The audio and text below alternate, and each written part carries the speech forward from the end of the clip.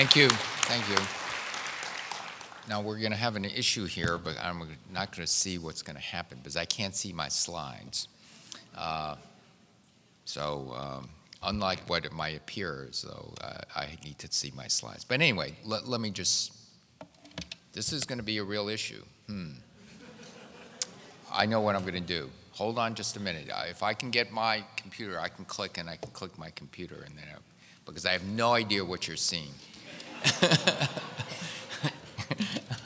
Hold on.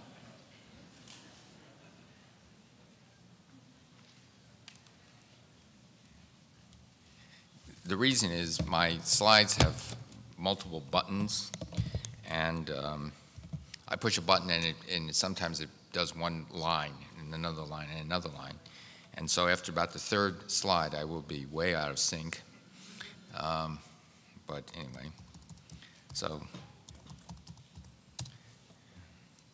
it may be, maybe they think I'm wired differently. I don't know. But anyway, look, it's a pleasure to be here. And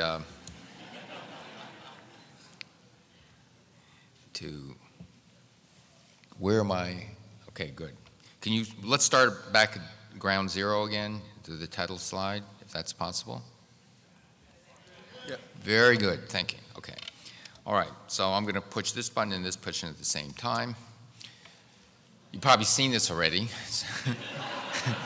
So my punchline, I'm going to make two predictions. Okay, so the punchline is the following. This is the great American philosopher of the 21st century. And that philosopher, of course, is Yogi Berra. Yep. And he said predictions are hard to make, especially about the future. So what are the predictions? That's just a caveat. That means don't take me too seriously, but I think you'll agree with these predictions. At least the first one.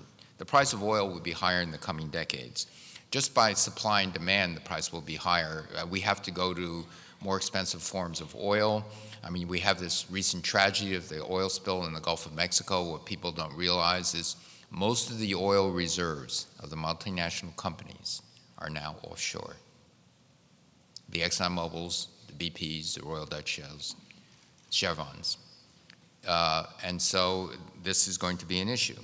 Another issue, we will live in a carbon-constrained world. And the reason I say that is that the scientists and increasingly the general public is becoming more aware of more and more compelling information that tells us there are significant risks to climate change. And because of that, there is going to be a race to become, all countries want to become less dependent on imported oil. It's very expensive. And they will want to develop technologies that will poise them to be the not only consumers, but the producers of those technologies that can give us clean energy. And so there will be a clean energy race. And so how are we doing? Well, this is one graph which shows the clean energy race. This is the market share of US photovoltaics is the black line.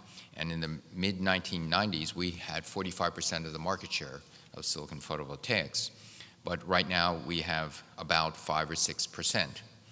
You see that's the US in green, Japan in red, Europe in yellow, and rest of the world is in blue, but most of the rest of the world is China. How are we doing in other technologies? Well, we are no longer the leaders in automobile technology and in particular in fuel-efficient technologies. If you buy a hybrid vehicle, the advanced battery in that car, there's a 98% chance that battery will have been made in Asia. Electricity transmission and distribution. The United States had the first electricity transmission system in the world. That was Edison. And there was a big competition between Edison, Westinghouse, and Tesla, but we were the leaders in that technology, just as we were the leaders for more than half a century in automobile, almost a full century in automobile technology, but no longer the leaders there. Europe took that lead several decades ago, and now China wants to take it from Europe. We had the first nuclear reactors in the world, but the major manufacturers of nuclear reactors are now in France, Japan, and Korea. So we're not doing so well. Here's another few myths that I want to dispel. One of the myths is that China plans to compete through cheap labor. Yes, a lot of their manufacturing is through inexpensive labor, but they also want to compete at the highest tech, most roboticized labor. The great solar factories that they have is a highly automated factory in China. They're going to assemble the high-tech stuff in China, and they're planning, one business plan is to then ship the parts over to the United States where they're assembled by American labor. America doesn't need to make stuff anymore. This is something that you've heard, and it's something I soundly reject. To say that America's wealth will be mostly in a service economy, like financial services, and I think we need to go back from that point of view. This is a graph of China's manufacturing, but not its manufacturing in general, but high technology manufacturing. So and so by that I mean, what's high-tech manufacturing? Well, it's pharmaceuticals, it's electronics, it's test equipment, it's airplanes, it's things like that. China is now leading the world in high-tech manufacturing. They just passed the United States and the European Union. Also very alarming. The leaders in China have recognized that if China continues on its current emission path, in fact, they've told me one-on-one that the carbon emissions in China are totally unsustainable, that climate change, if China and the rest of the world does not alter its path in its carbon emissions, the impact of climate change in China would be devastating. And so they said, we're going to do something about it. We are going to diversify our energy supply. We're going to build cleaner energy sources. We're going to build nuclear. We're going to close down the least efficient of our coal plants and build very efficient coal plants. And in fact, they've entered an agreement with the United States to look at carbon capture and sequestration technologies. To give you an example, their wind target by 2020 is 100 gigawatts of wind. US is about 20, 25 gigawatts of wind today. So they're essentially starting from a dead start and in the next 10 years to get to that. The State Grid is it's a publicly owned company that is in electricity generation and distribution. That single company is going to be spending $88 billion by 2020 in ultra-high voltage transmission, and they're set aside, they're targeting in the next coming decades something on the level of $500 billion in transmission distribution to bring renewables, hydro, wind, solar, across China, and also as they modernize. So these are serious investments. Now, the United States has made some serious investments in a clean energy economy. Through the Recovery Act, $80 billion has been made.